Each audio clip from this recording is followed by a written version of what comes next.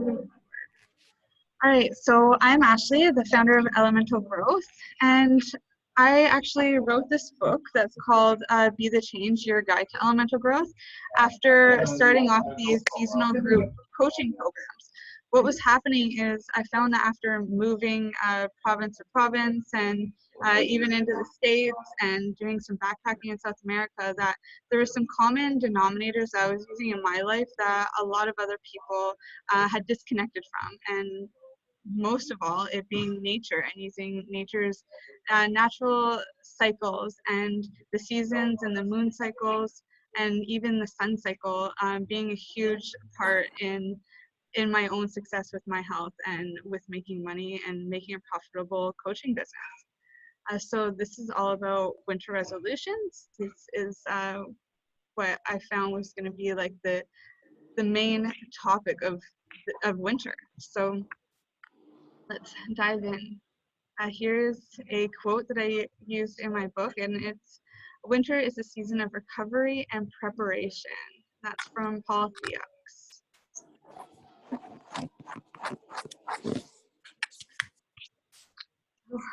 We have eyes to witness the process of change, a sense that each season sets the stage for the next. But oftentimes, we don't embrace these parts of ourselves fully, the way we are meant to.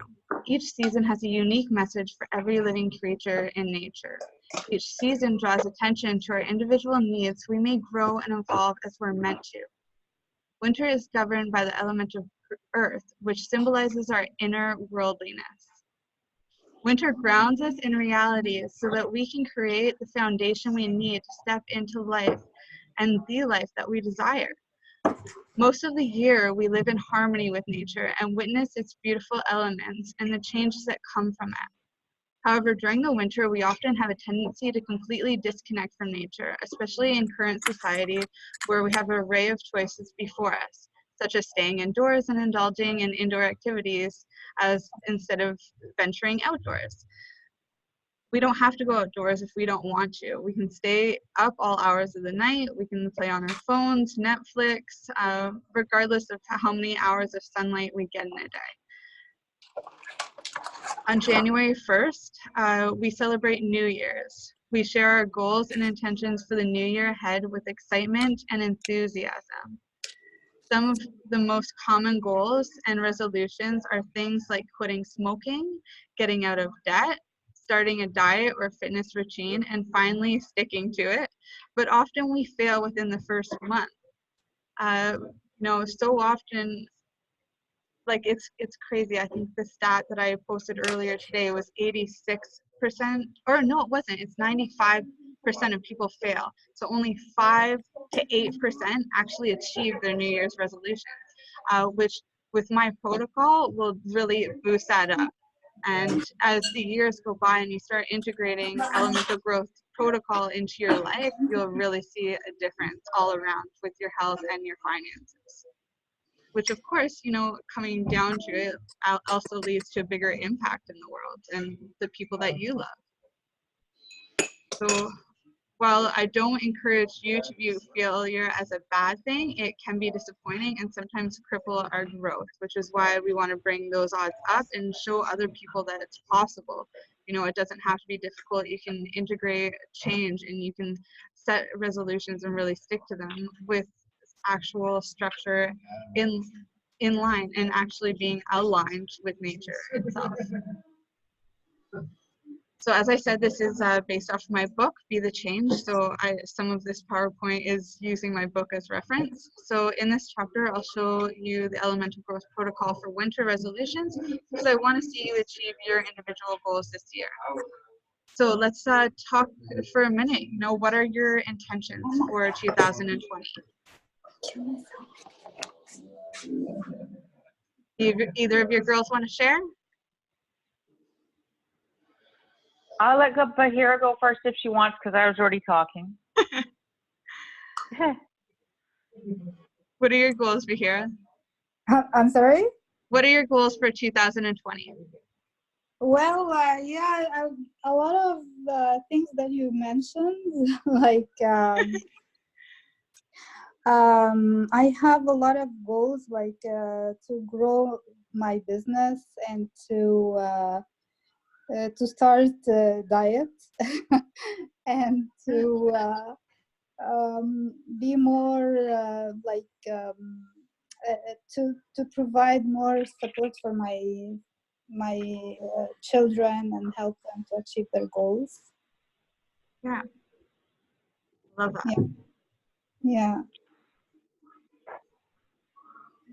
Yeah. Do you have any specific goals in mind for your health or environment to help you with reach these health goals? And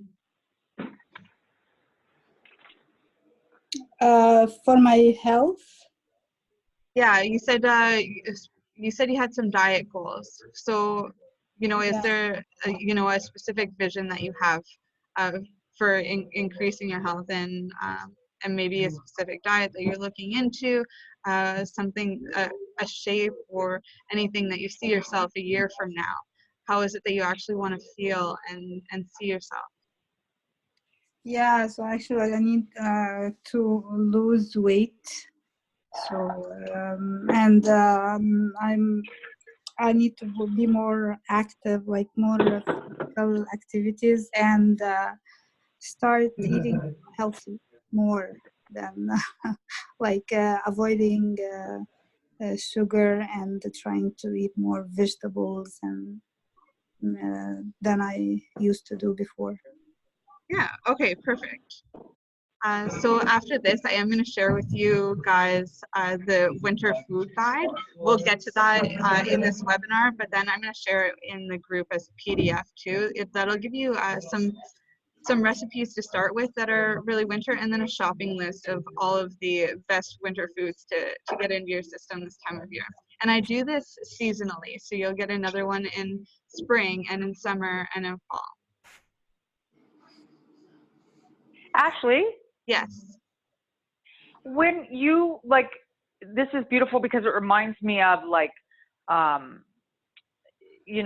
it reminds me of the Chinese cycle. When you go to acupuncture and Chinese medicine, they'll speak about the different seasons and eating in alignment with that.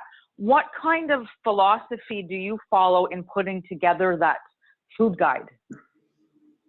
So the way that I see it is that nature provides us everything that we need. So the stuff that's growing in winter, that's hardy and thriving, that's the kind of stuff that we should be eating. And things like kale.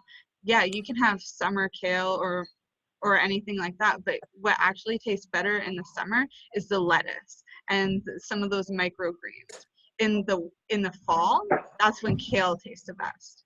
And it's the same with like chaga mushrooms, for example.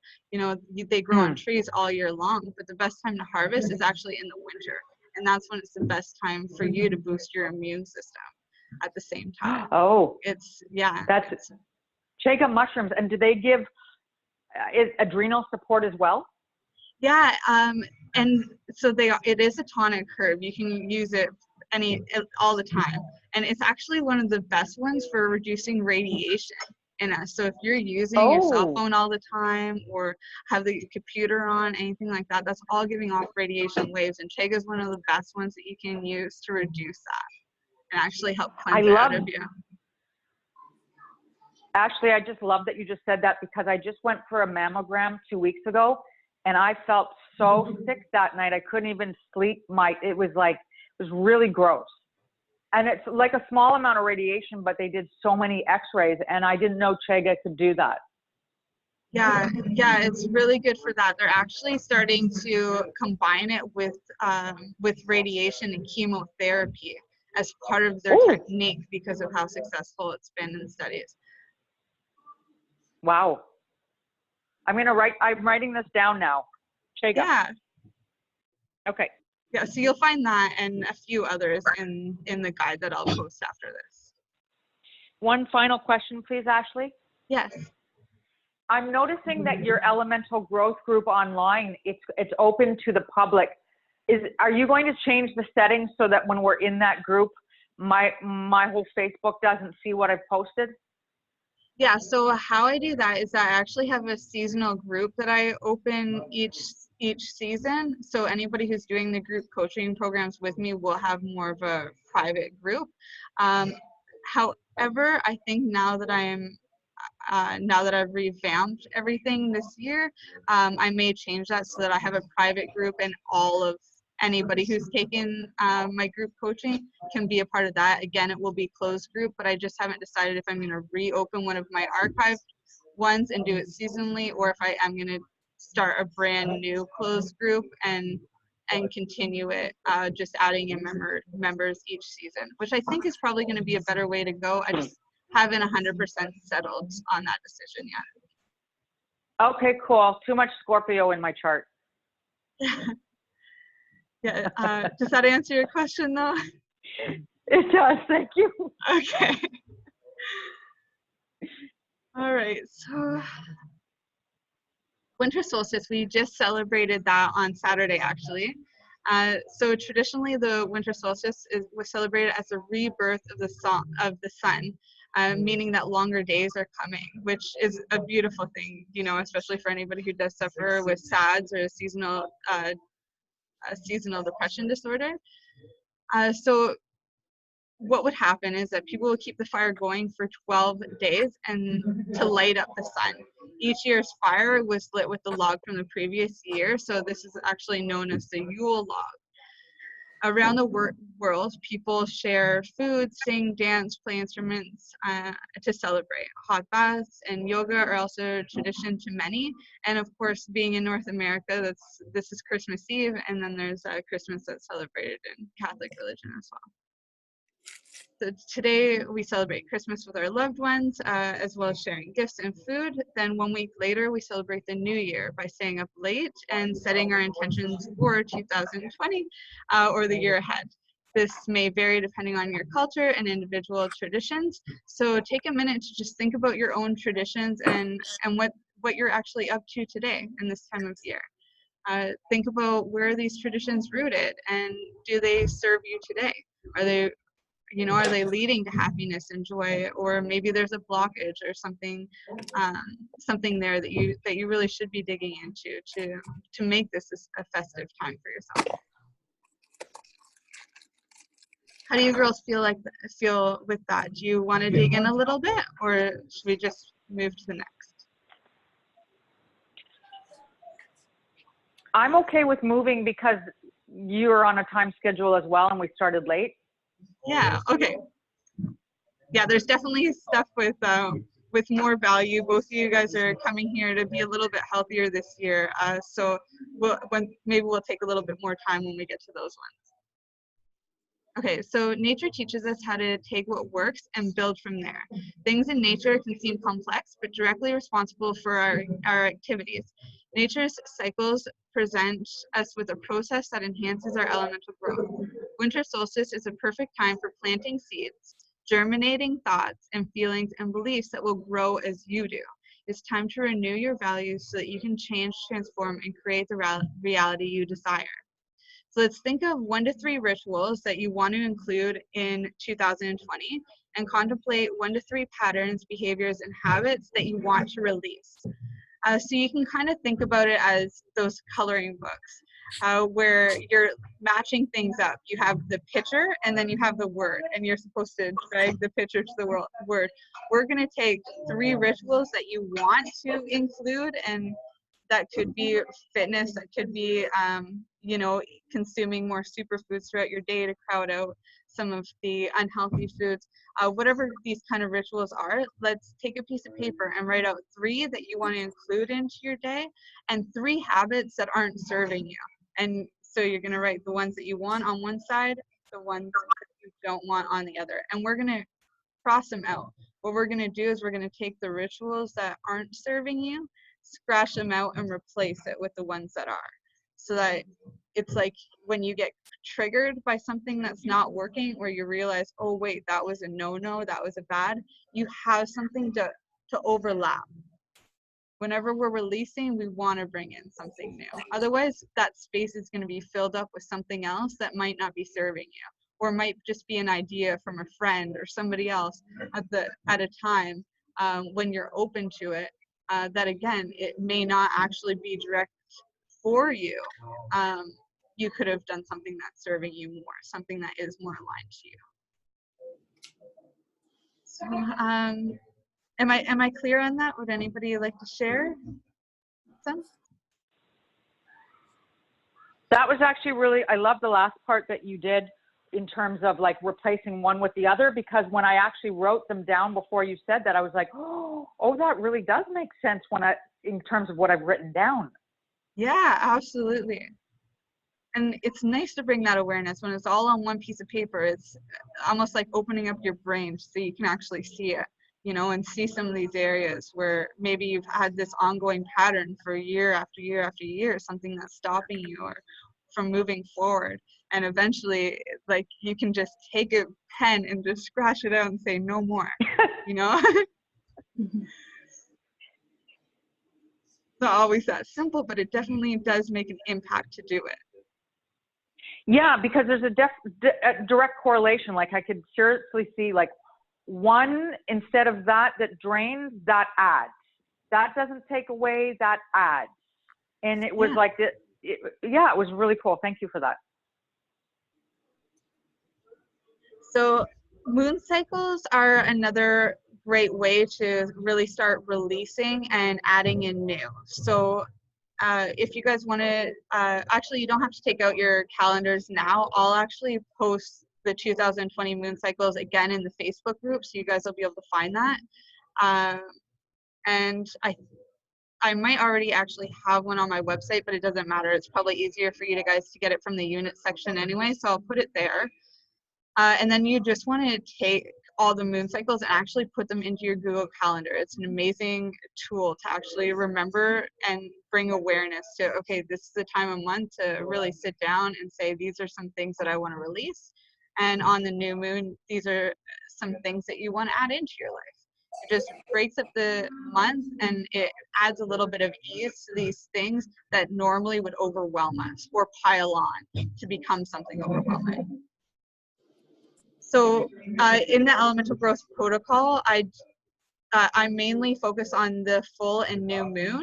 The full moon is a time to release old patterns, beliefs, and habits, to cleanse yourself and your environment. So I do this with sage. Just go through my house. I cleanse my body. I'll play with it with my son. We'll do our own little ritual. But I also take notes, and I'll write down, these are a bunch of things that aren't serving me, some things that have come up this month. Maybe I did a consultation and it sucked or whatever, but there's some love and some lessons in there. So I'll write down the things that I've learned and try to cleanse out those things that I did that maybe weren't serving me. And then on the new moon, that's a time when you start add in the things that it is that you want to manifest. So you start adding in some of those action steps that it's going to take for you to get to where it is that you want to be.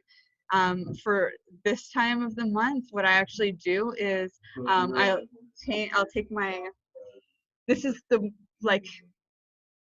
average person checks their cell phone over 100 times a day, and yet nobody actually uses their wallpaper as a memo or a dream board, but I do. I don't know if you can see that, but there we go. But it's actually got my business plan right on it. So every time that I scroll open over 100 times a day, I've got my business plan there, which is like my affirmation. And I'll change the wallpaper on my desktop of my computer to be like a collage of the things that it is that I want to manifest for the month or for the year. So it's a really good tool and a really good time of the month to start doing that dream board type of work. That's amazing.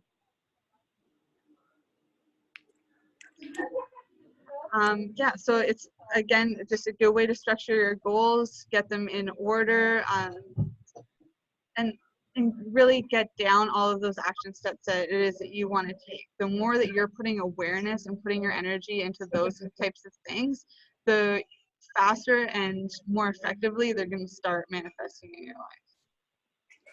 Oh, I love that. So let's take a look at what some of the full moons are, because they all come with their own secret messages, as I like to say. So I named these after the Native American moons, but there are tons of other names for these moons. But just because I am Native American, these are the names that I use to say they resonate with me more. So the full wolf moon is in January. This is when the wolves begin to get particularly loud and vocal because it's their mating season, which starts in February. For us, however, it's a lesson to trust the messages and the instincts in our heart and mind that they're trying to tell us. It's also a good time to actually gain control over your life. So, feel empowered and start speaking up for yourself. It's pretty much what the wolves are saying, take your power back. For the snow moon, which actually happens in February, this is when we get the heaviest snowfall and when hunting becomes very difficult. So you will notice that the full moon will actually be brighter at these times of the full moon in the winter, just because it's the one time when we're going to actually stay up a little bit later, when all of nature's animals will actually stay up a little bit later and get more out of their day. I just find that very powerful to know, especially because we're all so in tune with the moon cycles, and we forget sometimes that maybe that is the reason why we're staying up a little bit later, is because it's a full moon. Or part of that cycle that is so built into us that we just forget. So it's not insomnia, it's nothing like that. It probably is just the moon. So use it to help you tap into your own inner powers. So at this time of year in February, many of our ancestors would be living on bone broth, and they couldn't travel far from their homes. So unless it was a full moon, they weren't really getting out. There's not a lot of daylight still. And although we have snowplows and grocery stores and vehicles and everything today, it's still a good time to stay indoors and really embrace and enjoy the loved ones that you have at home. It's also a good time to really start taking out, like if you have back end work that you need to do for your business or anything like that, it's a good time. January and February is a good time to start doing that. If there's back work that you need to do to create, maybe you like systems and you want to create a fitness plan for yourself, or create a bunch of menus so that you have a guideline of how it is that you're going to stick to your diet and how you're going to make it easy for yourself. This is the time when you want to do that planning and plant all those seeds, so that when we start getting into spring and everything starts waking back up, you already have a solid base to continue working towards these things. When we get into March, this is the full warm moon. This is when the ground begins to thaw and the earthworms reappear, soon followed by robins, which is the first sign of spring. I'm sure most of you all know, and definitely looking forward to that like me. For some, this is the season of Lent, which you may give up something for 40 days and 40 nights. It's also time to fast and reflect, for spring is just around the corner. When I do my spring group, I'll be starting to do the marketing around this time, because it is a really good time to start giving something up, like as I was saying, or like if you are doing some sort of a fasting, it's a really good time. Our bodies already naturally want to do it. That's for a lot of people why they become sick, why their immune system begins to fail, because they're not taking that time to give their body a break. And I also find when you're doing fasting that it's a really good way to connect with the rest of the world. When we are doing a fast, our body starts tuning into some of the people who are less fortunate, who don't have a choice but to be fasting. And once you're able to tune into that, especially when we're coming into the spring, it will help you be a stronger and more productive person, because you have that more of that connection, and also a new awareness, and you've tested your body to see what it is that it's capable of. There's a lot of benefits here and with fasting, but the more that you guys are coming to these things and learning, the more that'll become more natural, and you'll understand how it is that I'm incorporating it into my life and into this protocol. So does anybody have any questions about the full moons or even the new moon? we just move So on. you were saying that our sleep, that it can be affected by the full moon. Yeah, it We'll stay up definitely, more. yeah, definitely. Just because of the light affects our circadian rhythm still. Okay. So it happens naturally. And for animals, you'll notice too that they naturally will stay up later. And nocturnal animals spend a lot more time. They come out earlier and they stay up later too. It's just a natural process that we all have. And the sooner you can tap into that and bring your body back to that homeostasis, the easier it is that you'll be able to make those times more productive for you instead of just letting it control you. Oh, nice. Yeah, that's a good way to look at it. I've never even looked at the moon cycles, to be honest with you, so it's intriguing. Okay, so I just passed the circadian rhythm one. I don't know if I'll be able to go back, so I'm just going to run through that really quick, just off the top of my mind. So the circadian rhythm, just like with the moon cycles, it happens with the sun cycles too. We're still not getting a lot of daylight in this time. So on average, if you're sleeping an 8-hour night, you're going to have 14 hours of the day that you can actually utilize for your own stuff. That includes like your breakfast, lunch, dinner, that includes your physical activities, that includes your work, your kids, your social life, the things that bring you joy in your life. But at the same time, we lose a lot more of that sunlight. So even though we still have that same 14 hours, we're not going to be as productive with it because we're going to want to sleep in. We're going to want to go to bed early. But knowing and utilizing those 14 hours, you can still get a lot done if you can stick to it. I do share with you what the actual hours are in my book, and I'm going to share this PowerPoint too, so you'll be able to go back and find those specific hours. So let me see. I actually have my book here. Let's go in and see where they are, because you're going to get the most done in the hours of sunlight. But if you can take some of the tasks that you can do at home, maybe like some just additional paperwork or some of those things where you don't need your full 100% energy, then it'll be an additional way to be more productive. Where are we?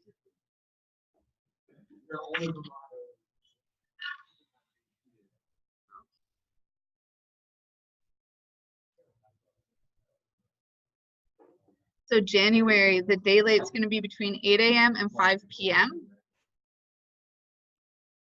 February is between 7:30 a.m. and 5:30 p.m. And March is 7 a.m. to 6 p.m. So you want all the stuff that's going to take your most amount of energy and fit it in between those hours.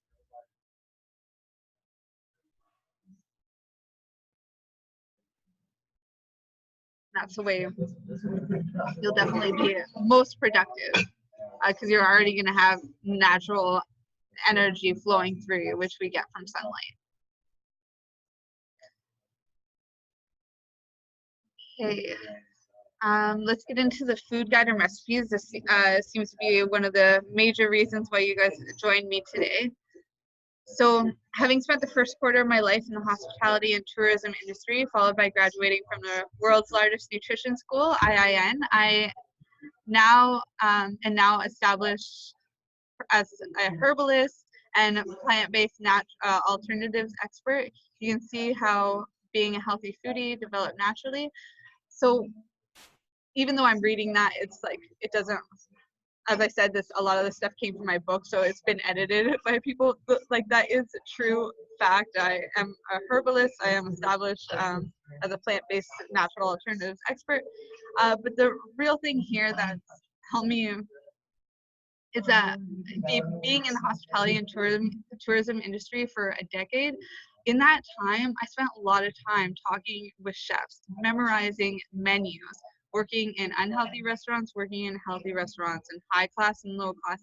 And in that time, I was able to find, okay, what's simple? What do people like? What are these ingredients that really are the healthiest, especially once I started incorporating all I knew about nutrition, getting certified in it, as well as my own direct experience. When I started actually spending time with recipes in the kitchen and even learning from other cookbooks and videos and all of the information that's out there, I had already had this other understanding of how it is that I could substitute things out and make them more healthy, and how I could crowd out some of the unhealthy things in a recipe with superfoods and things that maybe the authors or the chefs or whatever didn't quite know about. So that's what it is that you're going to find on my website when you're looking at the recipes and natural alternatives and remedies and things that I share with you. For about a year, every week I put out a new one with my son. So I made it so easy that my 2-year-old son can make all this stuff with me, everything from deodorant to toothpaste, actual breakfast, lunch, and dinner. So it is all there available on my website. But you're also going to find in the food guide some that are specific to winter. So yeah, during the winter, I found myself focusing on micro and macronutrients. Micro is the stuff that you're going to get from your fruits and vegetables. That's like all of your iron, copper, potassium, things like that. That's micronutrients. Macronutrients are the carbs, the proteins, the stuff that you find on the actual food labels. So yeah, that's what I start counting. I'm not counting calories per se, but I am counting to make sure that I'm getting in the rainbow of foods. So that's how it is that I know that I'm getting all my micronutrients, is because I'm eating something that's red, something that's purple, something that's green, something that's yellow. I'm adding all of that kind of stuff in. And then for the macronutrients, the way that I know that I'm getting enough, again, with the rainbow, you can usually work it out, because yellow also can count as oils. So that would be your healthy fats. For protein, oftentimes, for me being plant-based, that is either like a tofu or a tempeh or a lot of beans. I do have a lot of beans in my diet. Tofu and tempeh, that's just like a fermented version of a soy product or a soybean. So yeah, those are some options. In the food guide though, you'll also find that I don't share about eggs or anything like that in it for winter, because chickens aren't normally laying eggs at this time. In the spring, you'll see me bring eggs back in because chickens are laying again. For this winter food guide, you will see that I mention moose and clams and oysters and things, because you can actually find them. And it is a good hunting season. That's what it is that you're hunting for this time of year. So again, we're bringing it back to nature. What is naturally going to be found in nature and what isn't? Another one that I really want to bring up is mushrooms. In the winter, you want to be eating mushrooms, especially if you can forage for mushrooms, if you have a forage close. If not, just go to the grocery store. It's good. You just want to be able to be bringing them into your diet a little bit more often, because they are one of the most, they have vitamin D in it, and it's one of the only plants or fungus that would have the vitamin D that we're lacking, especially in the northern hemisphere. We're not getting that. We're all deficient. That's why as Canadians, we have to pay for vitamin D tests. It's because we're all deficient. They don't want to pay to know something that they already know. But if you're taking in these vitamin D foods or using a vitamin D spray, like I'm affiliated with Onnit. So Onnit has a vitamin D spray that's done with an MTC oil. Again, that's another way that you'll be able to get it this time of year. Yeah, does anybody have any questions about this stuff?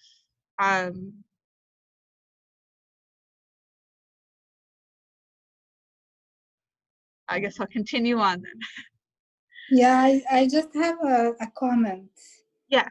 About you mentioned the moon cycles, because we have like something similar in Islamic tradition. So it's not exactly the same, but we notice the moon each month, and when it is a full moon, we are supposed to fast for 3 days. It's not an obligation, but it is like something good to do. So fasting 3 consecutive days from the sun rise till the sun sets. So it gives more like energy. So just wanted to mention that. I love that. Yeah. And do you do this in your own life? I'm sorry? Do you do this in your own life now? Yeah, I don't always do it, but I try. Like maybe this could be one thing that I want really to stick to for the next year, to fast for those 3 days.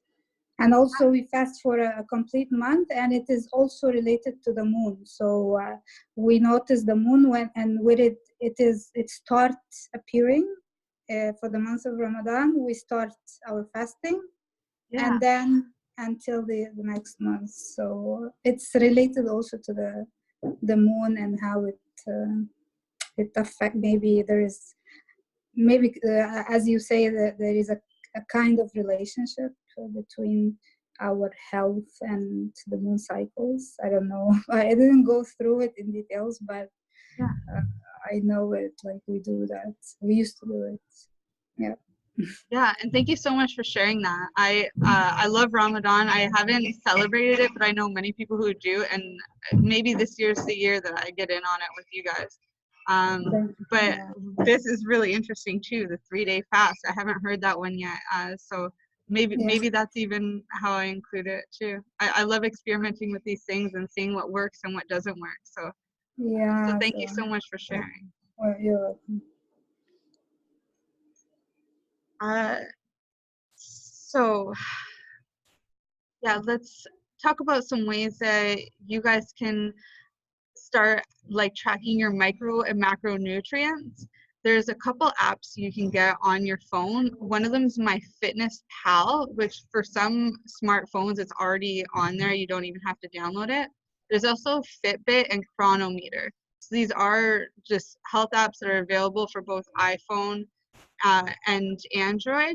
You just pick one that resonates or stands out, and dedicate maybe for a month or for the moon cycle. You know, you're gonna track everything for the first 2 weeks, and then you're gonna optimize everything for the next 2 weeks. You know, it could be something like that. But either way, it's a great way to actually be tracking what nutrients you are getting and knowing for yourself if you're falling short on anything or if you're having too much of something. It's a really good way to, because they bring into account what your weight is, what your activity style is, all those kind of things. The more awareness that you can bring to where it is that you are now, the better that you're going to be able to optimize moving forward throughout the year. You can actually reach those goals. Do you guys have any questions about the apps or want to know any of the differences? You're just going to go try them out. Yeah, I wrote down all 3 and I'll check them out. Thank you. Perfect. Okay, and of course, you can find the year worth of recipes on my website, elementalgrowth.org. And if right on the home page, if you scroll down on it, there's a section that says recipes, a section for blog, and a section for other promos that I do. So you just click on the recipe button that's there, and it'll bring you into all of them. Let's talk about movement, physical activity. In this elemental growth protocol, we include movement in various forms depending on the season. Oh, actually, sorry, before I get into this, there's something I wanted to say, Bahira. You had mentioned that you weren't sure if the moon cycle was actually associated with other health benefits with us. But in fact, it is very much so. It can be associated with our movement and also with our hormones, which affect what moods we're going to be in certain times of the month and affect even our husbands. It's like a proven fact that if you're in a committed relationship, the man will start syncing up with the woman's cycle as well. So there's lots of things going on here, but with women specifically, it's the more that you are aligned with the moon cycles, the more your hormones are going to be aligned as well. Oh, I didn't know this. Thank you for sharing. So I need to learn more about how. how it works. Yeah. Yeah, so you'll be able to find that kind of stuff in my book. I do write about it in here, which again you'll find on the homepage. And I break it all down to even so it talks about movement, the way that you're supposed to move. It talks about the different foods that you would eat at different cycles, and it talks about even how to manage your business at certain times of your menstrual cycle or the moon cycle as well. So it helps in all different levels, being attuned to that. And I think that's in my alchemy chapter, which is the last chapter. Okay, thank you. Yeah. So movement reminded me of that. Yeah. So yeah, movement will help you heal, reach your health goals, and also release your pain, thoughts, and emotions. In turn, enabling you to free your soul and live your fullest potential. It can also be hard to motivate yourself to move each day when it's cold, dreary, wet, and when we're not getting a lot of daylight, which means we're not getting a lot of vitamin D, and we're relying on technology to keep us awake, But when you take action and start actually moving your body, whether you're feeling it or not, whether you're outdoors or in a gym, whether you're just dancing or doing jumping jacks or actually doing like an hour yoga class, it doesn't matter as long as you're building on that momentum and you're not just taking a day without. So a lot of the time I find, especially with my clients who are going through some seasonal depression, things like that, one thing that really, really helps is that as soon as they wake up in the morning, they turn on music and they start dancing out to their favorite song, which is like cardio. And if they're doing that for 5 minutes of cardio, that's more than what they would be doing otherwise. Plus, it sets them up for the rest of the day. It releases their cortisol so that they can be more pleasurable throughout their day, so that they can sleep better when night comes. And sometimes that one song may lead into 2 songs or 3 songs, or it may lead them to wanting to do a workout later on in the day, or may actually motivate them to do some burpees or to add in something else. So the key is momentum, building it and sustaining it. Yes, going to the gym 1 to 3 days a week for an hour is a great resolution, but to get the results you desire and to feel good both inside and out, you must put the work in every single day. I'm not talking about an hour of intense exercise. However, that may make you actually feel really good, in which case do it. But what I'm talking about is incorporating freedom movement every day to release tension, stress, balance your hormones, and give you a better quality of life. So as I said, this may be dancing. Another thing too that I do in my own personal life is I used to do Kundalini yoga, which I don't know if you guys know what that is, but it's like a lot of repetitive movements, and it does build strength, and also it builds your mindset. It's all about moving meditation, and I used to practice that an hour in the morning and an hour at night. I was dedicated, but I can't do that anymore. Now I have my son. I just can't find that time with my business and with him and everything else that I do. So what I do now is I've taken all of that I've learned from yoga and I incorporate yoga into my everyday life. So if I'm feeling stressed out or overwhelmed, I'll do a couple moves, or sometimes I'll just dedicate myself to 1 move, or sometimes I'll dedicate myself to 3 moves and a breathing technique. Whatever it is that I'm feeling or that's coming up for me, or maybe a specific ache that comes up, I take action right away. That ache comes up or that feeling comes up, I automatically go to that movement that I know is going to release that in a natural way that also helps my body. And it takes some time to train your body to do these kind of things and train your mind to really not care and to know that you need to put yourself first. But just an example, if I'm in the shower and I want to do balance when I'm washing my hair, I'll do like tree pose on one side, do my shampoo. I'll do tree tree pose on the other side.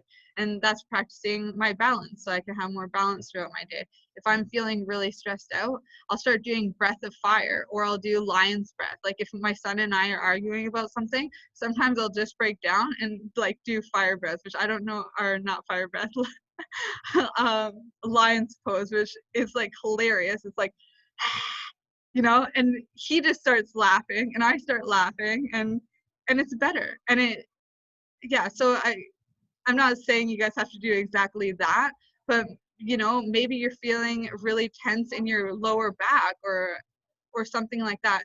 And so you get down and you do a child's pose, and then you start stretching out your legs, and that leads into something else. Just figure it out, that whatever that trigger is, use it as a trigger to add positive, not to have a trigger and not do anything about it, or to have that trigger and then go complain to somebody, or to have that trigger and cry and wallow. No, you want to break out of those habits. You want to use that trigger and turn it into something positive. And that's how it is that you're going to learn how to hold yourself accountable, by having that awareness. What are these triggers? What's coming up for me? And adding something that's positive to that.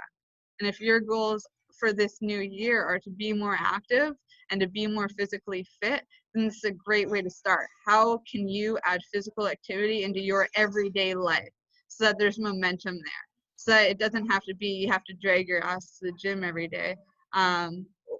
You know, which is good. Do that if that's something that you're doing and part of your goal. Do it. I'm not saying don't do it, but I'm saying that you do need to have physical activity every day. You need your body to be used to working itself out, and that the movements that you're using are helping your body, however it is that you need. Do you guys have questions about this?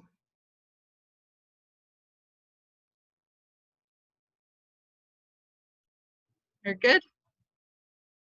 Okay, so now you may think to yourself, I don't have time to work out, or I don't have the energy to work out. You may even think that it's been so long since you have worked out, or whatever else your excuse may be. However, this is no reason to worry. Just start small. Make sure that what you're doing is actionable. So as I said, you know, just maybe for this next week before the new year, you just find, what are all these triggers? You know, how often, if you start thinking, how often in the day am I getting overwhelmed? How often of the day am I feeling stressed out? How often in the day am I feeling pain? Whatever it may be. Or how often in the day am I looking at myself and like shaming my body? You know, whatever it is, whenever there's that trigger, write it down, and then write down beside it what physical activity movement you can do, so that when you're triggered in 2020, you have something to fall back on, and not your same pattern of complaining or shaming or whatever else it may be. So, and over time, as you're building this momentum, it'll get easier. And the more that you're working out your body in these little ways, the more you're going to be committed to doing those big workouts, or running, or going to the gym, or whatever it is that you want to be doing, joining a Pilates class or a yoga class. Do you guys have, you guys want to dive into this at all, or shall we move forward? Well, I have also, I can relate to what you're saying. Because our prayers is a kind of movement, like we do some consistent movement, and we do it like 5 times a day, and it's not like it can be any time. So it also like whenever we feel upset or stressed, so we can go to prayer. So it's also, it's a spiritual relationship with God, and it's the same time it's a physical activity that can release the stress. So it's exactly what you're saying, but in my perspective, like in the religious or Islamic perspective. So it's exactly the same thing. Yeah, I love that. And it really is a spiritual thing. Yeah. Movement is a spiritual thing. We're honoring our body, and by doing that movement, we're giving energy. We're releasing energy. You know, child's pose is one of my favorite ones to use as an example for that, because it's like you're down in child's pose. It's such a surrendering pose, And not only that, but with your hands on the ground, you're actually giving whatever energy it is that you want back to Mother Nature so that she can do what it is that she knows how to do with it. You know, because sometimes when we're angry or whatever, it's like we have that just rushing through our body. And sometimes we repress it, so then it stays there and it finds a weakness in our body that turns into a hip pain or whatever else. But if we take that and we let it just release through us and maybe put our hands down on the ground and surrender and put our forehead on the ground, we're able to give that feeling to Mother Nature, who knows what to do with that energy. She's going to take that and she's going to channel it in some other way. Maybe it's not Mother Nature that you guys are looking to. It can be whatever, but it is all energy, and it's honoring that energy. That's so I have I went through some research about energy, and they really found out that putting the head off the ground, it releases a lot of energy that goes to the ground. So it's also I agree with you about Oh, that's interesting. Yeah, that's because very interesting. they measured actually the energy. They had some tools to measure the energy.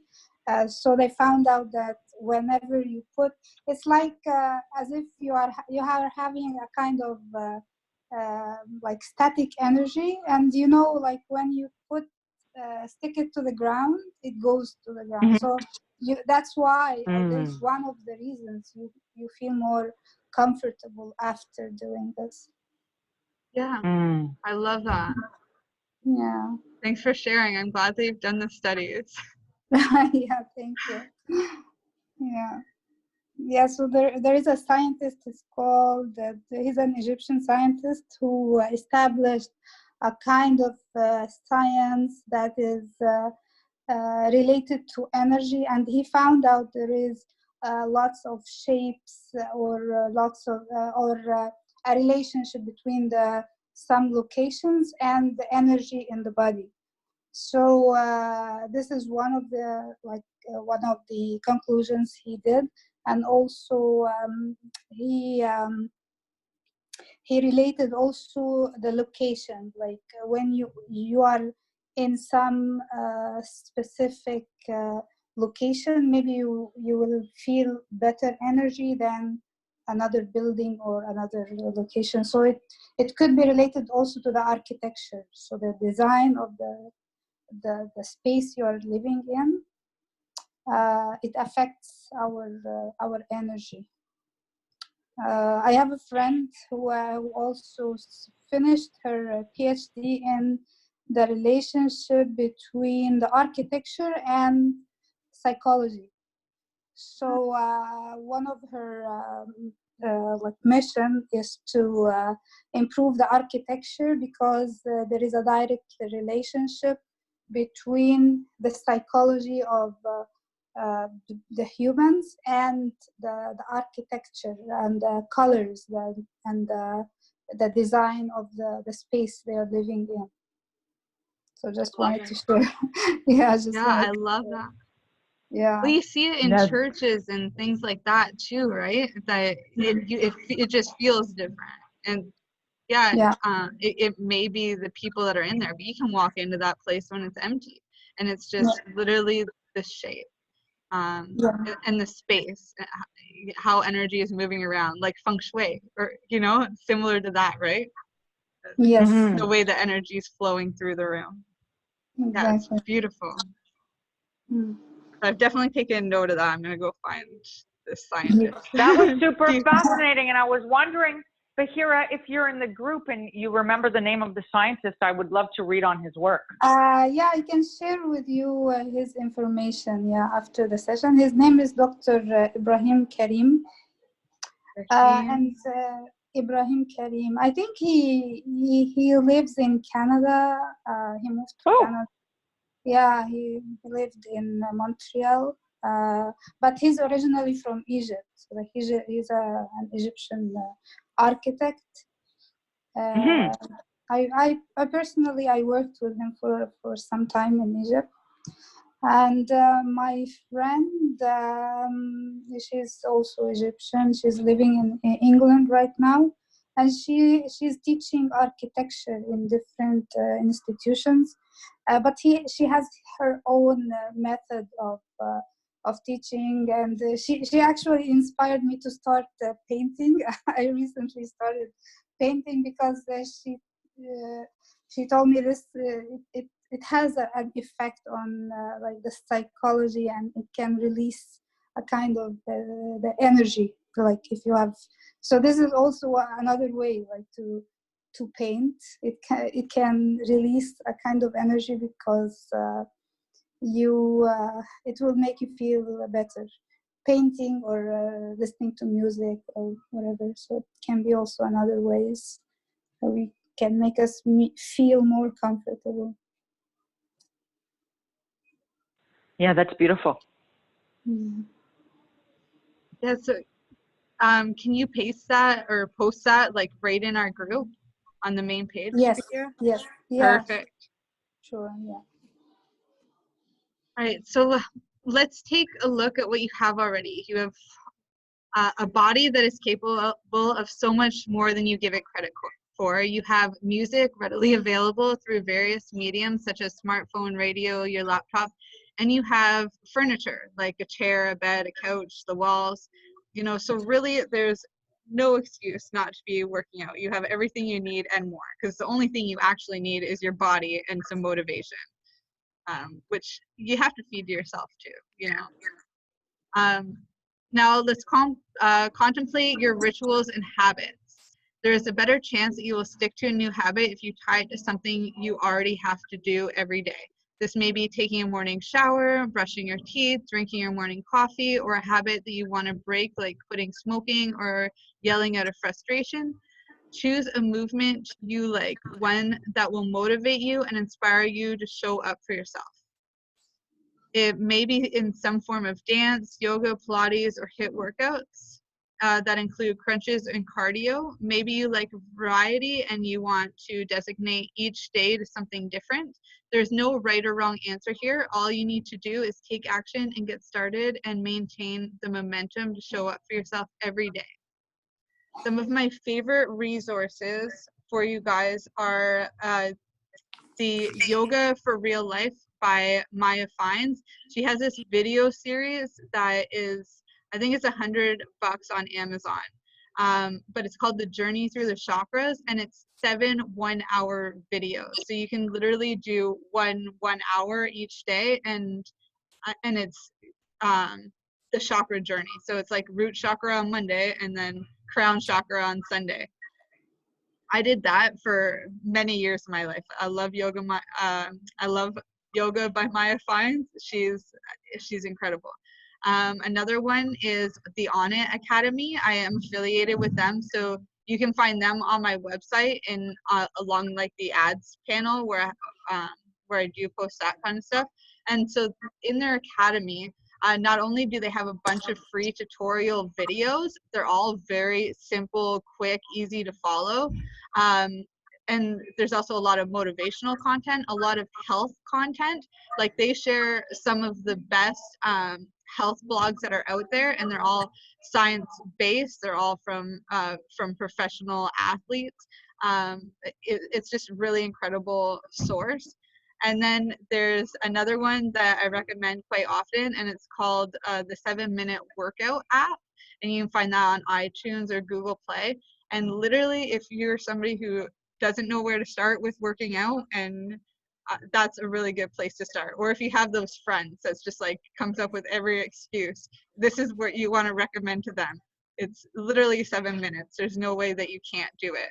And it's like a HIIT workout, so high intensity interval training. So it's about 5 workouts that you're doing. It's like a cardio, then a strength building, then another cardio, then a strength, and then a plank. Usually that's how it is. And she sets a timer, so for each workout it's only about 30 seconds, and then you have a rest in between, and it equals 7 minutes, give or take a little bit depending on how fast you are. It's a pretty incredible way to just start building the momentum. Try that every day for a week or 2, and then you do it twice a day for a week or 2, and then eventually you've built yourself up on a very gradual scale that's already producing results. And then you can build on that by adding in something else, like an hour yoga or however it is that you want to do, or some of the On It Academy stuff, because again, it's amazing resource. A lot of their stuff is free, so there's no reason not to do it. Lastly, don't underestimate the power of simply dancing and jumping around to your favorite music or playlist. I did share mine in our group. It's like 100 songs and they're all very upbeat. I did one just for happy-go-lucky playlist music for dancing, and then there's also another one for motivation, for actual fitness. If you want the abs and the butt and all of those things, that's a really good YouTube playlist for you. And I can post that for you, or you can just go to my YouTube channel, Elemental Growth, and you'll find it in the playlist section. I think it's called Fitness Mindset, or Sexy and Fit Mindset, or something like that. So we're coming into the end now. This is part of our wrap up, and they're just check-in activities. I always like to end everything with a little bit of self-love and self-care. I know as we were going through all of this, you're learning about yourself and coming up with more awareness. So that is a form of self-love. But let's really dig in here. There's a lot less to look at in the winter as the sky is dark and there is again, and there's snow everywhere. Actually, where I am right now, I'm in like Toronto area, so there's not a lot here. But where I grew up, it's like they're snowed in all the time. Kids are home from school, so you know, you really can't go out anywhere if you're in an environment like that. So it can be it can just be a dark time for some people. But nature is asking us to go inside, to go within, to reflect, to renew our spirit, our body, our mind. Winter is the perfect time to turn inwards. We're asked to cocoon ourselves, nurture and nourish ourselves, not exactly to hide out in our homes, but to dive deep into our heart and soul. So as I said when I opened up this webinar, winter is actually the element earth. And so when we're thinking about earth element, we're thinking about going inside. We're thinking about the bugs that are under there. We're thinking about germinating. We put seeds inside the ground and they start germinating before they actually start to bloom in the springtime. And that's exactly what we want to be doing with ourselves. We want to be planting seeds. We want to be germinating those seeds. That's the point of winter and what it is that we're supposed to be doing in these times. We are going inward. And we should be naturally doing that. Sometimes there's a little bit of resistance, especially if you're an entrepreneur. You don't want to be doing that stuff. You want to be go, go, go all the time. This is a time to plant those seeds and start germinating the thoughts and beliefs and values that you need to succeed in your goals at this time. So with the shift in perspective, you may also see that the early nights may actually be a symbol of comfort during the cold and snowy months. Because if we were go, go, go all the time, we'd be stuck outside when it's, you know, getting colder and colder. We don't want that. Like, nature is looking out for us. So a great way to embrace this time of year is to create a vision board, casting your vision, your intentions for the year ahead by using pictures, words, quotes that not only inspire you, but they also act as expanders and markers of where you envision yourself. Making a vision board is a process unique to each individual. Some like to create one by themselves, while others like to do it with a friend or two and host a vision board party, either online or in person. Since The Secret revealed the power of the vision board in 2006, you may have an idea of what that is, or perhaps even tried it out for yourself. But what I'm proposing is a little bit different, because there is real value here, even for the skeptics. So whether you've done a vision board before, or, you know, maybe you've resisted the idea, maybe this is the first that you've ever heard of it. As I said, you know, there's value in having it as a wallpaper on your phone. There's value of having it as your desktop wallpaper. There's value of writing these out and posting them somewhere where you're going to see it, your bathroom mirror, or in your kitchen, or on your wall somewhere. There's purpose to all of this, and we're going to dig into some of the other ways in which we do this. So I'm not going to tell you that you can just stick up some photos on a board and of exactly what you want, and it's going to happen exactly the way you want it to happen. But what I will tell you is when you set an intention behind every single word, picture, quote, affirmation that you have on your vision board, it becomes a powerful tool to help you manifest your visions, making them reality sooner rather than later. There is a science behind visualization, which is why I believe vision boards are an incredible tool. Visualization is essential in maximizing your brain and potential. In fact, we stimulate the same regions in our brain when we visualize an action as when we actually perform the same action. The Huff Post said it best. Tell your brain your plan in 1,000 words and it will get bored midway through and want to go to sleep. But draw it a picture and it will respond with a much deeper interest and attention.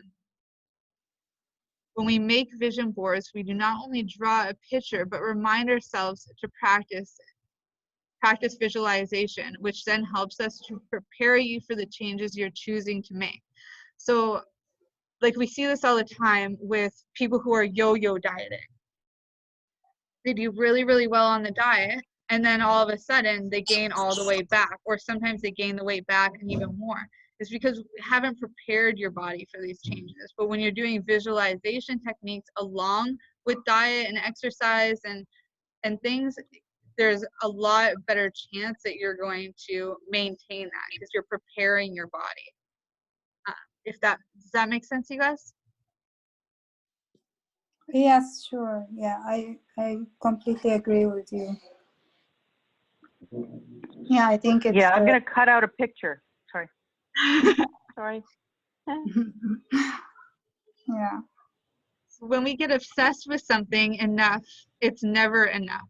When we eat, sleep, breathe, whatever it is until we have it, when something seems unrealistic, however, this obsession doesn't always click in. The drive to turn passion into action needs fuel. For us, the fuel is the belief in ourselves.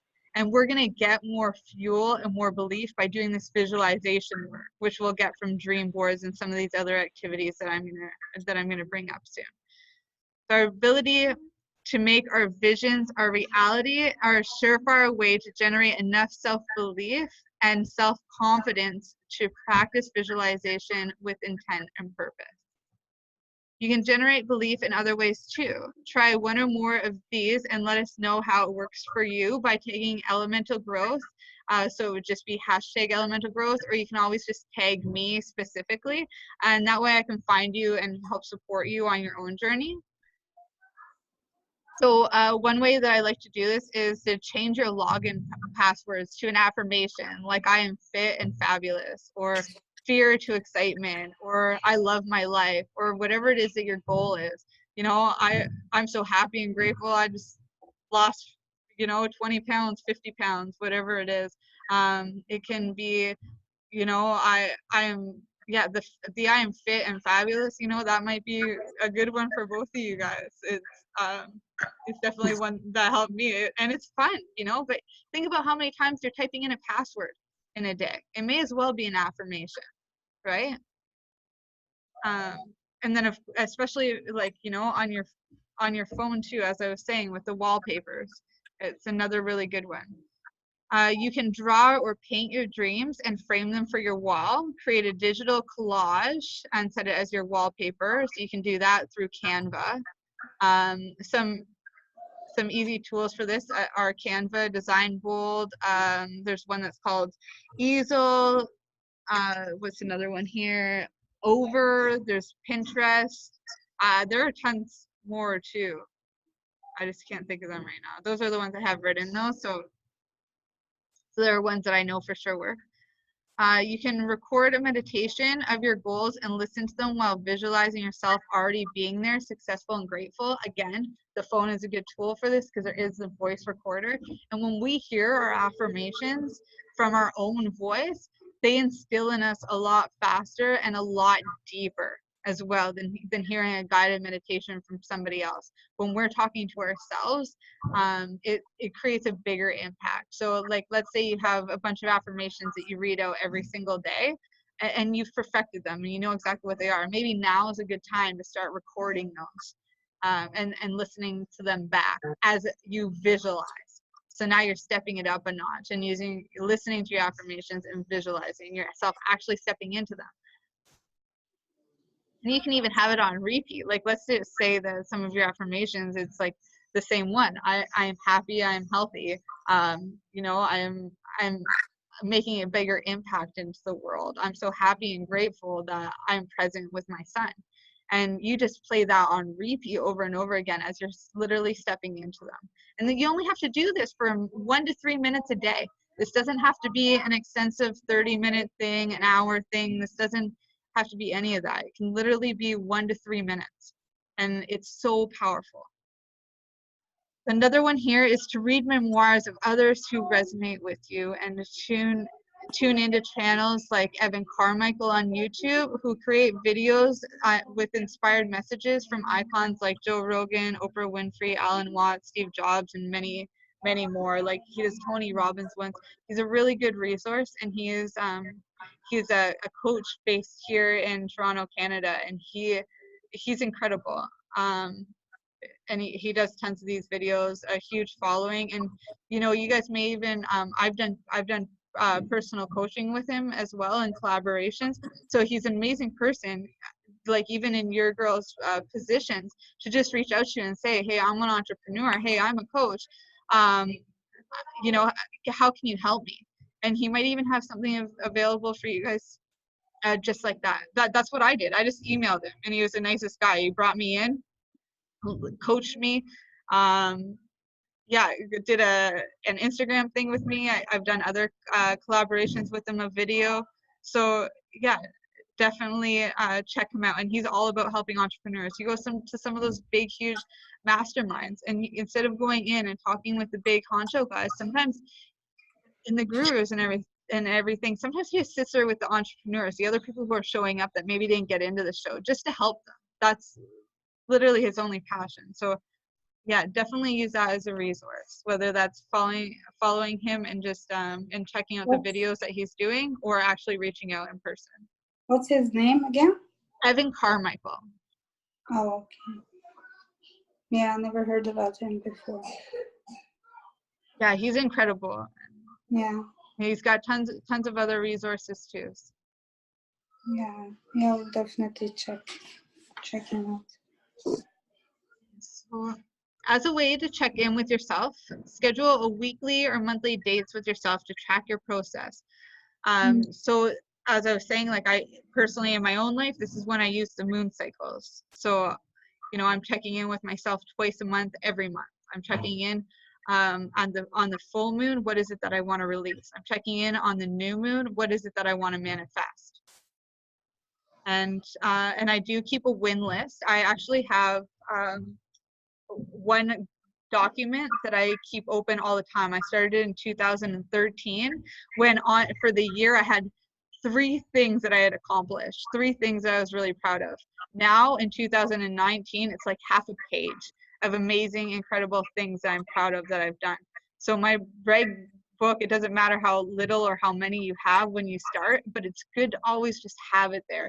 Another good thing that you can do is, if you are getting clients in your business, when they're sending you testimonies and things, you can save all of that stuff in a folder, or even like friends and family that have complimented you, screenshot it, save it in a folder that's called brags, or called like cheer up, or smile, or whatever it is. And you just click on that and you look through, look at all the things that other people love about me, look at all the things that I've accomplished.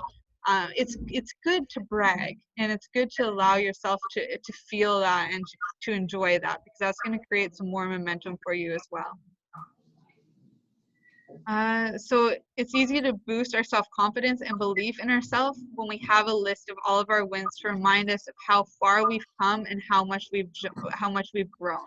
So that's why it is that I have my list from 2013 when I started to now, because I see how much I've grown from then until now. to have it all in one spot. Does anybody want to dig into that or have any questions? No, I don't have anything to add. Thank you. So this is what the experts don't want you to know. You hold all the power. You are the one responsible for your healing. You are the one responsible for your quality of life, for your health, your happiness. You are the healer, the guru, the divine. And let me also add that you are the one who's responsible for your financial situation as well, for your environment, for the amount of joy that you experience in a day. You're responsible for all of it. You are 100% responsible for all of it. And that can, you know, that can feel like, whoa, don't tell me that, like, you know, and really feel like you were just like hit with a bullet or something. But it's also very empowering. And the more you own and take responsibility and take your power back from all of the excuses and all of the conditioning that you've had given to you, the more empowered that you'll get. And you'll even start building momentum on that as well, which will help boost your confidence so that you can be more successful, so that you can create a bigger impact, so that you can reach those goals, so that you can stop the yo-yo dieting and actually make your ideal lifestyle a reality. So a good way to get back to the basics is by using the following steps. Find out what your unique body needs to function optimally. So what kind of exercise brings you joy? What foods actually make you feel healthy and give you the energy? What teas or beverages or amount of water are you consuming that make you feel good? Who is it that you're hanging out with? That's feeding your positive energy versus adding negative energy to your day. Find out what's toxic to your body and any sensitivities you may have. Maybe that's a food sensitivity, maybe to gluten or to sugar or to dairy. Maybe it's a sensitivity to other people's bullshit. You know, whatever it is, just find out how that's affecting your body, what's toxic and what's not. Give your body what it needs to thrive at least 90% of the time. Denise, as you know, in IIN, we learned the 90-10 diet from Joshua, but it's a 90-10 lifestyle. You know, you want to make sure that everything that you're doing in your life is 90% following your joy and your happiness, and 10% experimenting with other things to try to optimize. So another one is to avoid the things that dim your light and make you feel regretful. You know, there's no problem with failing, but there is a problem with regret. If there's something that's coming up for you that's making you feel regretful, maybe it's because you made a commitment with yourself that you're not going to eat a bunch of junk food, but then it's the holidays and then there's people buying you some ice bar chocolates or a bunch of really tasty desserts that are out. And you can't resist, and then you feel regretful. You know, that feeling of regret is because you've gone, you made an agreement with yourself and you broke it. So and that dims your light, and that kills your confidence. You know, we don't want that. So maybe that means changing your agreements with yourself. Maybe instead you say, before you have that treat, you say, yeah, I made an agreement with myself I wasn't going to have this, but it is the holidays, so I'll hold that agreement not to eat this crap food, except for on holidays, I'll treat myself to one thing, or whatever it is. Set a new agreement. It's okay. You know, it's okay to do that thing, especially if it's in that 10% of experimental time.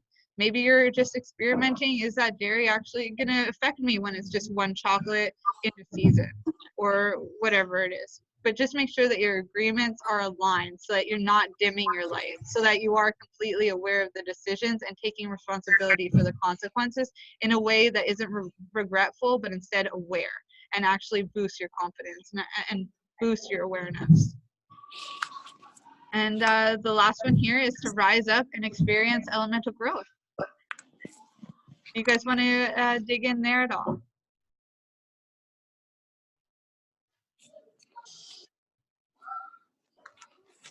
Well, thank you very much. It was very interesting, and many of the information you shared is really motivating. So I'm happy that I joined today. Thank you. Yeah, it was such a pleasure having you. You added a lot of value to this too, just with your own personal experience and sharing some of your culture with us, and other resources that you have. I'm really looking forward to working with you more as Thanks. go in the future. Thanks. Ashley, thank you so much, and I appreciate that reminder about the 90-10. I had completely forgotten about that, so that's cool. And thank you for all the resources. I've written them down. I'm gonna review them so that they stay fresh in my brain, and I pick a few that are really pick one that are digestible, and I feel like I can commit to at this point. Yeah, I love that. Yeah, and it's good to take it little steps at a time, right? This is just a time for planting seeds and germinating things, right? So, you know, it doesn't mean you have to act on every single one of these categories that I brought up here. But if you are just picking one and one activity and one resource, and you keep up with that for, let's say, 2 weeks until the next moon cycle, or maybe the month, maybe you go through an entire moon cycle on one of these subcategories, and then you add in another one the following month. One of the things that actually inspired me to write my book, Be the Change, was a book by Gretchen Rubin called The Happiness Project. And what she did there was she took the entire year and she said, I'm going to set 12 commandments for myself. So she then took each commandment and laid it out so that she would be doing one commandment, focusing on it each month. And she would build on that. So when she actually took out her thing, it was like, okay, well, these ones are ones that I can do in the winter, ones I can do in the spring. And she was able to lay it out. And she did that in her book. And then she tracked all of her experience on each one of those things. But the best part about this book and why it actually worked is because she focused on one thing for 1 month. When she got really good at that, she added in the next one. So by the end of the year, she had 12 new habits, 12 new commandments that she had made for herself, that 12 new agreements that she can now stand by and she uses as a structure and as a foundation in her own life. That sounds so digestible when you're giving myself 30 days to create a new habit. Yeah, absolutely. I'm actually going to look up that book. Gretchen Rubin, you said. Gretchen? Yeah. Okay. Yeah, it's called The Happiness Project. Oh, Happiness Project. Okay, thank you. So I'm keying that into the library as we speak. Happiness Project. Yeah. Okay, very cool. I'll find it. Yeah, Thank she you. was one of our speakers at IIN too. She did the 12 or the what was it? The four disciplines or the 4 behaviors or something like that. I can't remember what it was. Yeah, this is how it came up. It showed up in the search engine. The Happiness Project, or why I spent a year trying to sing in the morning, clean my closets, fight right, read Aristotle, and generally have more fun. So that sounds like a fun book, actually. Yeah. So I'm gonna click on it right now. I'm audiobook CD. See, right now. Perfect. I did it. Yeah. Thank you.